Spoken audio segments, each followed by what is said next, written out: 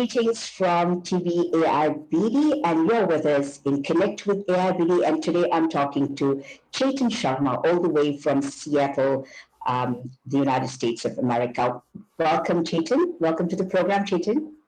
Thanks a lot, Philo.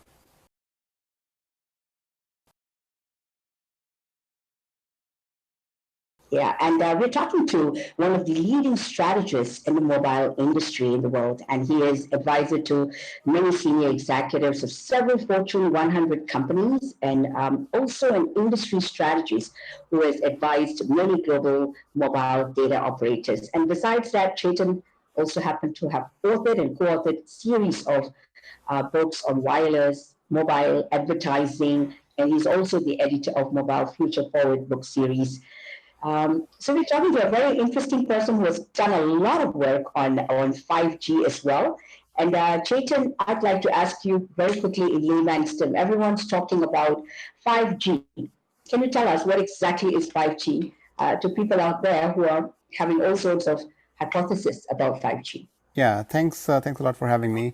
So in terms of what 5G means, it's essentially the fifth generation of the telecom standards.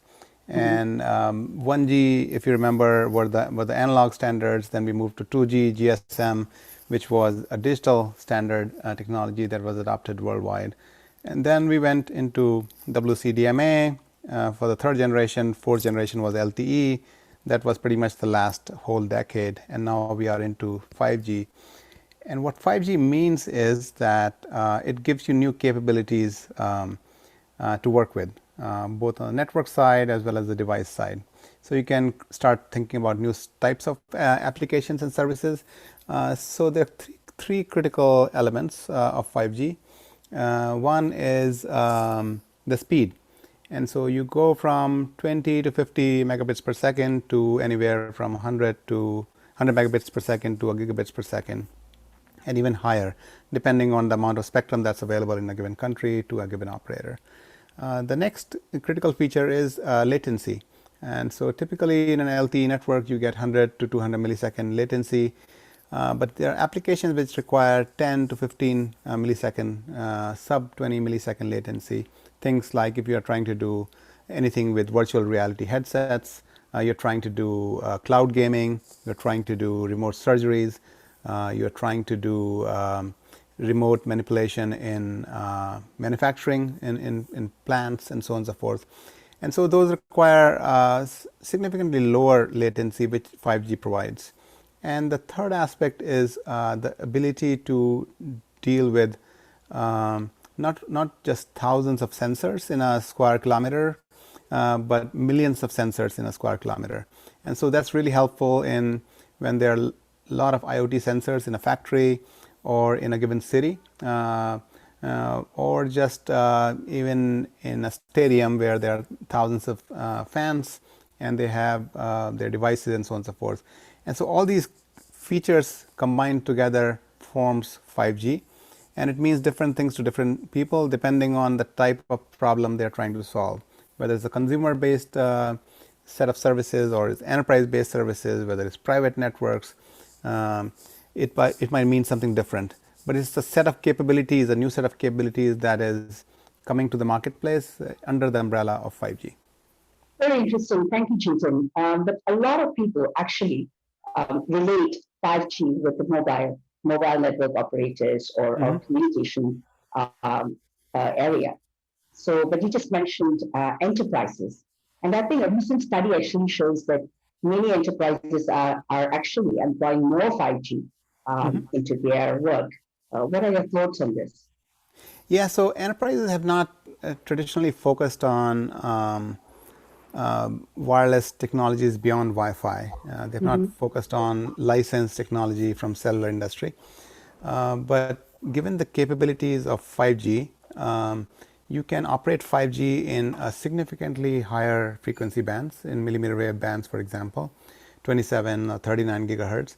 And that gives you the ability to transmit a boatload of data in a very short amount of time. And so that helps you do things like synchronization in factories, or transmit a lot of data in a hospital environment or a college campus. And so enterprises are interested in figuring out and re-architecting their layout of equipment.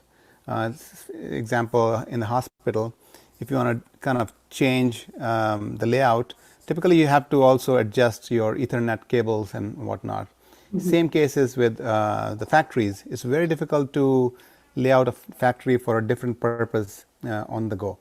But if, say, you get rid of those cables, everything is wireless, then you can restructure the factory on demand, essentially. And the same factory can be used for different purposes as the demand surges or comes down. And so that's why enterprises are becoming quite interested. And so it's starting with a lot of the manufacturing players in the ecosystem, the Siemens of the world, who are looking at using 5G in concert with the operators at times, because not all enterprises have the wireless expertise. So they're partnering with operators to kind of lay out 5G within their enterprise, within their factory floors, within campuses, enterprise campus or college campuses, or seaports. It's another area. A lot of the ports are big facilities. They have hundreds and millions of sensors, and they need to be managed very well, both from a security point of view as well as what data gets transmitted, and so on and so forth. And so all these new use cases are being serviced by 5G, and that's why enterprises are interested in this new technology. Surely there's a lot that they can actually reap the benefits actually from deploying 5G. And I just want to ask you if there are any roadmaps, right, for 5G usage. Is there something that's out there? I mean, 4G has been always the main thing. And what have we learned? And so how are we expecting to deploy 5G effectively? Yeah, so 4G was or the LTE was the first true data-led technology standard. WCDMA or 3G was an attempt at that, but it was not quite successful. But LTE was a true data-oriented technology standard. And what we saw was a wave of disruptions and new companies that came in on the backs of not only LTE but also cloud and also smartphones. And so the likes of Uber's, Facebook video, YouTube, all Airbnb, all these companies prospered because the underlying layer of LTE was there, and you could start to do broadband. You can use broadband for these applications. To give you a sense of how disruptive LTE was, if you look at the number of companies, so we tracked number of companies that were mobile only and how they impacted the ecosystem. So roughly 160 new companies or new revenue streams were generated as a result of that could be attributed to LTE.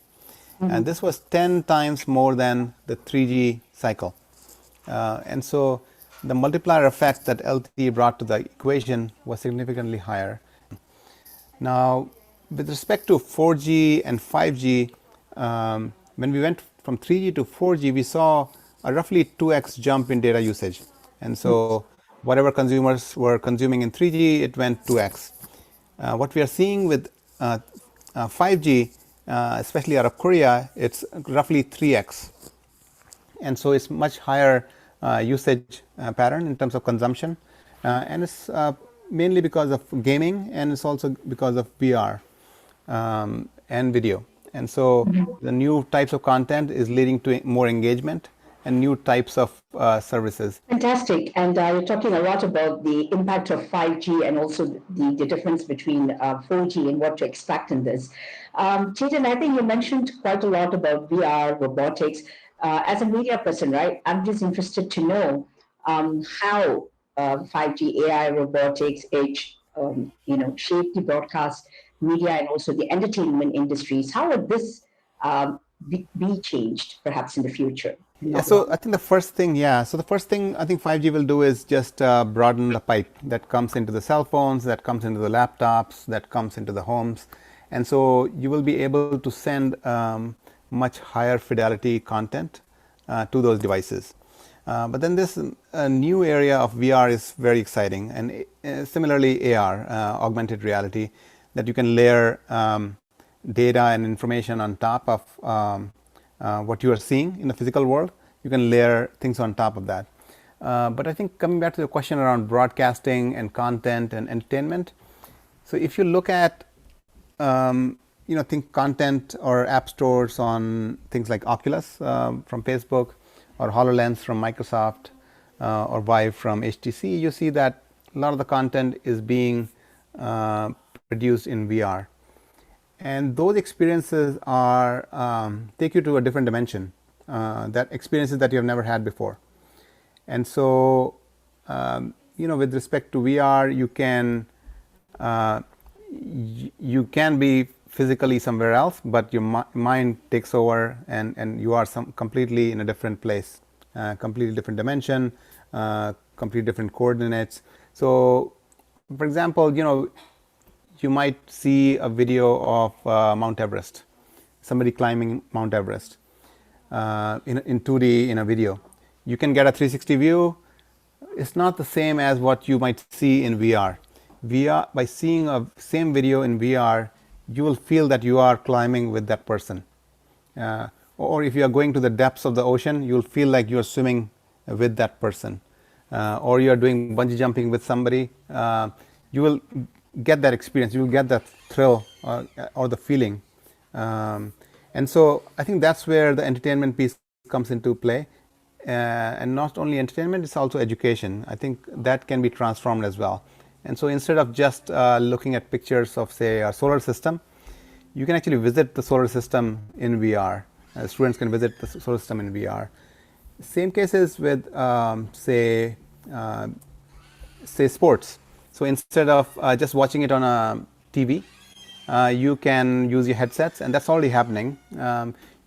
With the headset, you can pretty much be on the field and look at the game through the eyes of, say, the referee, or through the eyes of a particular athlete, and get a totally different experience using VR. And so I think movies are going to get produced in VR, so you have a better sense of, you can be present in that scene rather than just watching it in a two-dimensional screen. And so I think those are the areas that will impact. So we'll hear more about VR streaming going forward.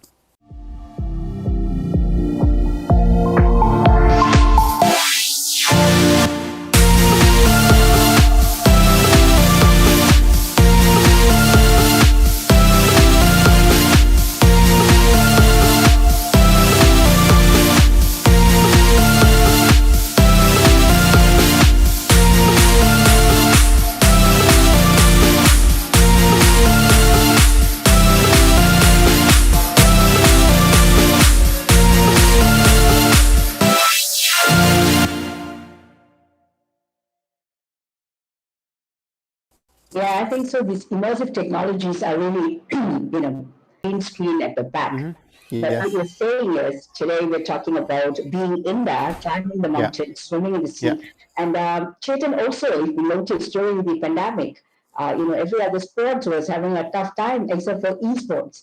This is Yes. actually booming, right? What you were just saying, esports has really emerged because of all these new technologies. Yes. Yeah. Yeah. Esports is definitely one of the new categories that have emerged in the last 2 years. Korea obviously is big in esports, but it's spreading around the world, and it's whole community. It started from a few thousand people, now it's grown into millions. It started from a few $1 million worth of revenue, now it's into billions. And so esports is definitely a category on its own.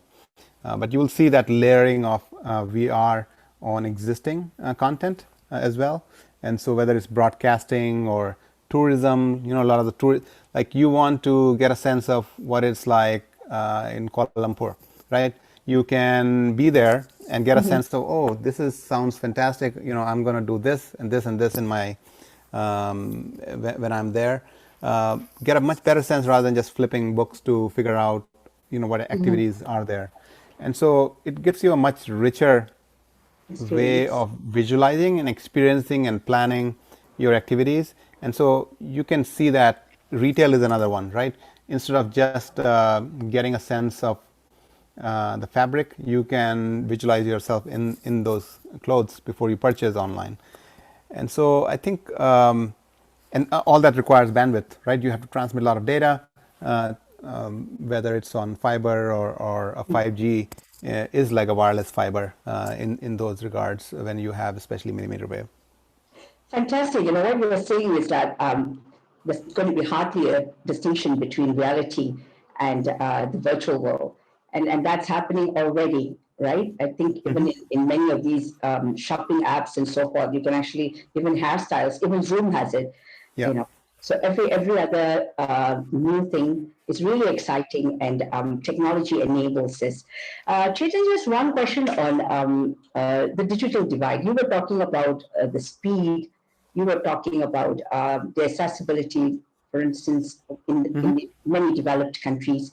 Yes. And I'm going to get to where you're going with your conference. You know, you aptly called it a quantum leap conference that's going to take place in September 21st, Yes. 2021. That's a very interesting date as well.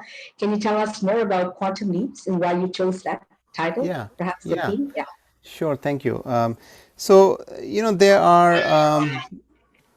we clearly observe what's happening in the ecosystem. And as I was thinking about this year's theme, there were two things that were quite apparent. There is a significant disruption based on technologies that we just talked about: 5G, edge computing, robotics, IoT, and blockchain, and so on and so forth. And that itself is quite interesting, right? I mean, it's creating synchronous S curves, as we call them, and will lead to tremendous disruption over the course of next decade or two.